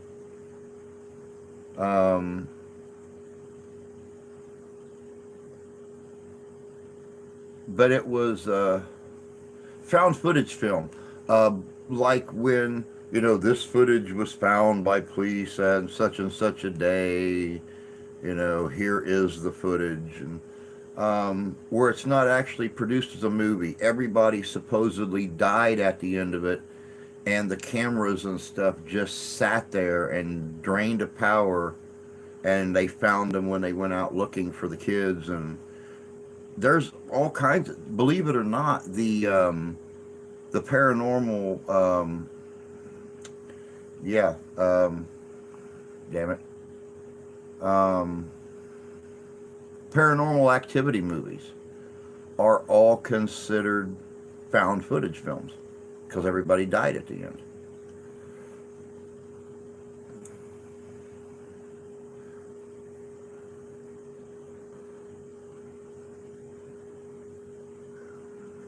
It actually did take 20 hours, but they stretched that 20 hours out over 8 days.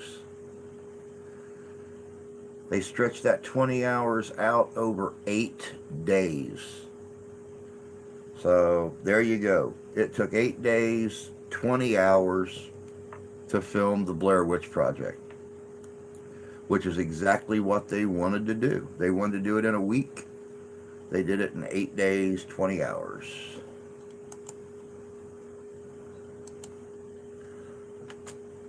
Good job, Upside Down Beth.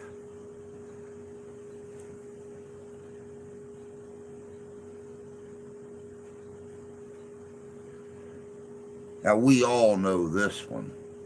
In what horror movie franchise did the killer attack through dreams? In what horror movie franchise did the killer attack through dreams? Oh, God. It is The Nightmare on Elm Street.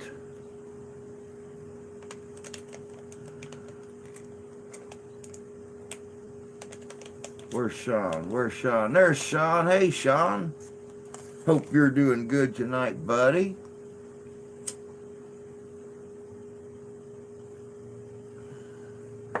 If you want to help Drew get some cigars so he doesn't chew on the electrical cord tomorrow making the next video, you can do so right here.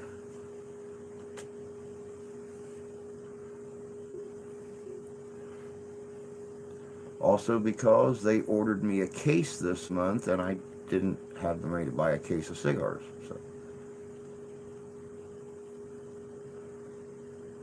they're actually there now when I can get them. Dreamscape could be it too. Okay, I'll give you that one. Good job, Chuck, pulling Dreamscape up.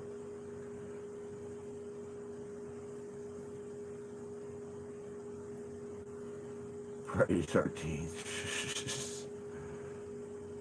Oh, they're $22.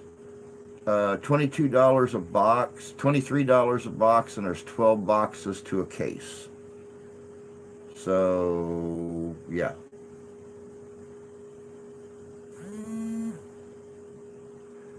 All right. Moving on down the road here.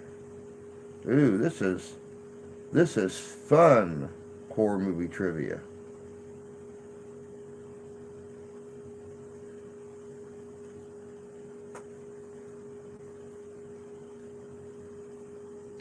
Oh, come on, you pain in the butt. Here we go. What perfume does Clarice Starling use in Silence of the Lambs?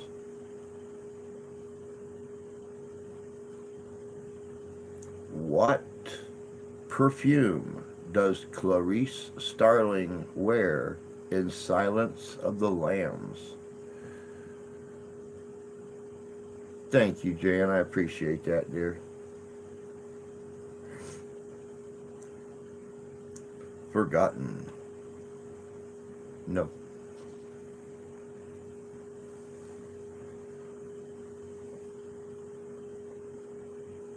Here we go again.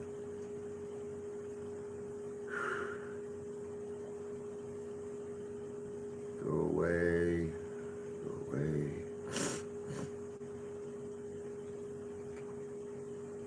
And we beat it. A hint of murder. Cachet. Forget-me-not. What perfume does Clarice Starling use in Silence of the Lambs? It is not Chanel number 4, 5, or 6. It is a French parfum.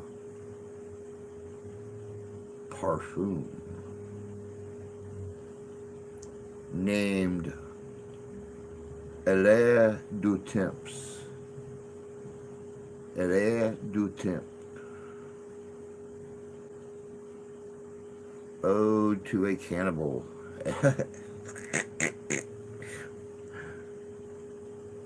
It was not Ode to a Cannibal. It was L'air du Temps. L'air du Temps. All right, we may have time for one more. We might have time for two. If you ask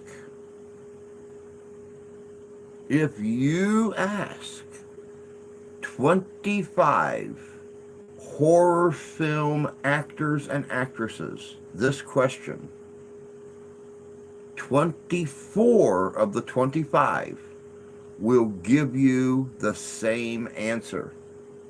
If you ask 25 horror movie actors and actresses this question, 24 will give you the same answer. What is the most difficult thing to do in a horror movie? What is the most difficult thing to do in a horror movie?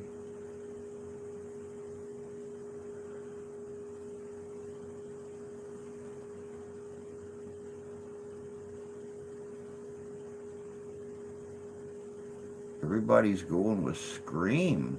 Wow.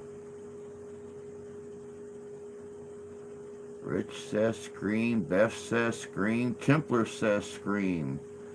Jan says definitely Scream.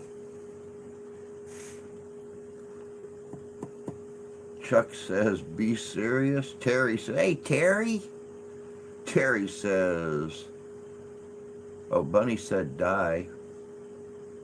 I don't see Bunny up there. Okay. Die, not laugh.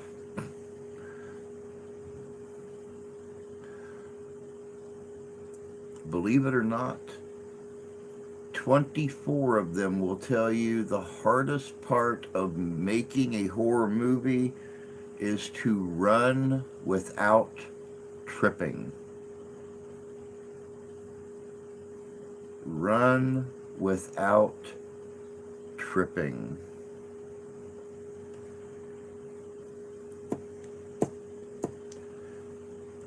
Yeah, I know. Face slap.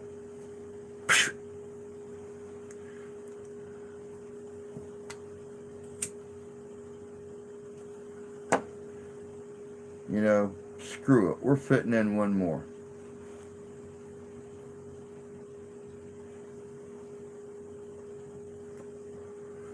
That would help the film. Yeah, I can see that.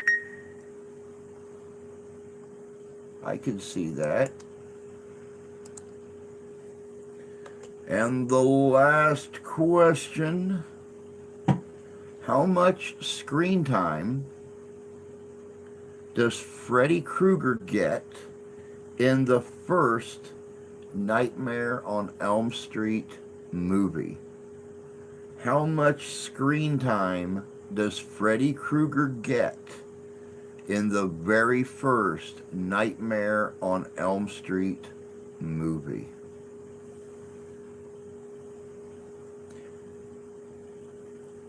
I'm going to make you think about this one. Oh, there's 37 minutes. There's 20 minutes. A lot less than that.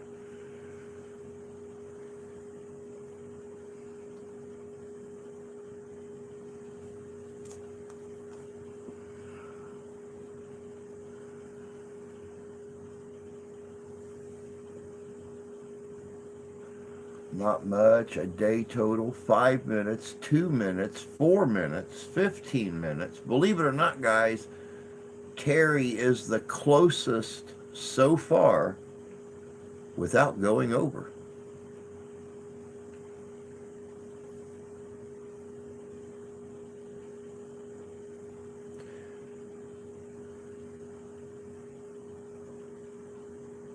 I know it's minutes, so I picked a number.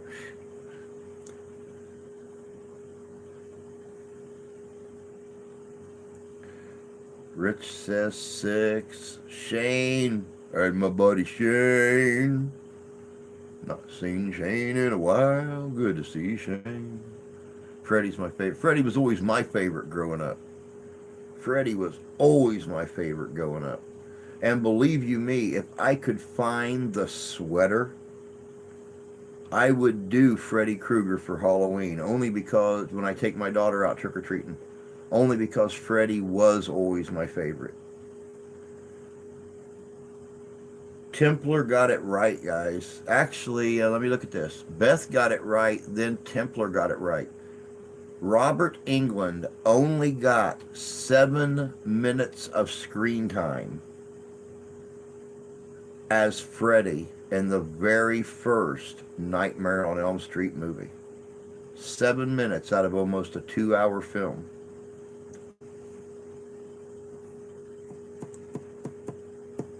Freddie did. He had a great sense of humor. I loved his orneriness when he went after the kids and stuff.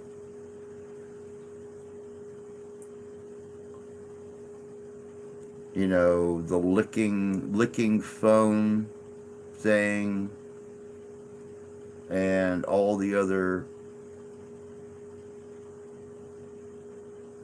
notable Freddy activities and lines in his movies. Dream Warriors will always be my favorite out of the movies. Only because every single time they think they got him, he pulls something new on them that they never expected.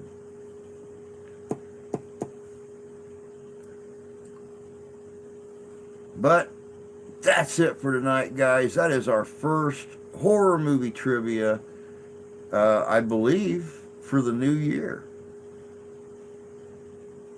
So that'll do it. We'll do some more of these. Of course, I will plan them out a little better so we got a little bit wider range of questions and stuff. But like I said, that's it for tonight. There will be a video out tomorrow. Be looking for it. I promise you it's going to be interesting. I ain't going to tell you what it's about, but it'll be interesting. So until Wednesday morning, y'all take care of yourselves. Take care of each other. God bless you. God love you. I do. Dockin does rock. Dream Warriors, great song. You all right? We'll see y'all later. Take care. I'm glad you had fun, Chuck. Come back and hang out with us again, bud. We try to always have a little bit of fun. See y'all later.